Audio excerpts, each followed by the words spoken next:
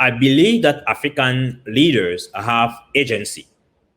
So, and some African leaders will use their agency to do what is best for their citizens, to really try to develop the best possible outcomes for their citizens. And those leaders will negotiate meticulously with all the partners, whether the United States, China, or France, or the UK, even if the relation is asymmetrical. So that is, of course, you understand that the relation is asymmetrical, but those countries will definitively negotiate in order to serve the greater good. But now you also have some African leaders who may not negotiate to serve the greater good, and it is mostly in those type of contexts that the outcomes may be suboptimal for the citizens. So it's really important to really ensure that African leaders are also accountable. Ultimately, many of those leaders have studied at Harvard, at Stanford, at Princeton, at the ENA in France, the École Nationale d'Administration in France, at Cambridge, Oxford.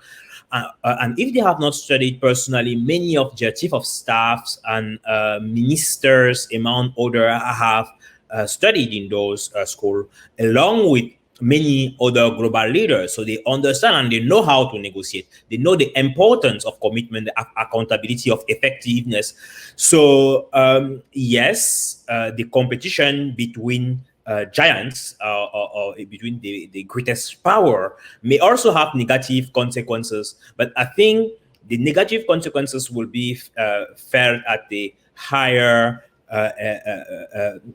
with a higher impact if African leaders themselves do not make the right choice. They have the ability to decide and to engage and to negotiate and to partners to create alliances with other Africans. For example, we have seen the African Continental Free Trade Area, which has been signed in 2018, legally came into force in 2019. Countries were supposed to start trading with one another as of July of 2020, but given the COVID pandemic, this has been postponed for January 2021, and that is one of the fastest adoption, signing, coming into force, and most likely implementation of a continental free trade area or broader free trade area of this magnitude, with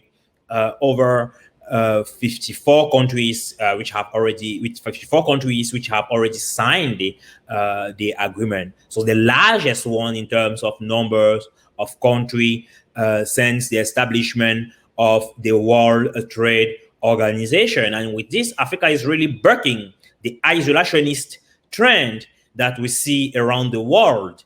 So, of course, as you pointed out, with the China US trade war, for example, with the Brexit, among others. So it's really important to put those into context and to really understand that, yes, the competition between the United States and China may also have negative consequences, whether it's in China or in the United States, but also for some other part of the world. However, if the leaders of those other parts of the world are responsible, they will find original ways to work together, and including American corporation, for example, can collaborate with their Chinese counterpart in Africa. The Chinese have an ability to receive incredible funding at a speed which is difficult to match in the United States. And on the other hand, the United States have a certain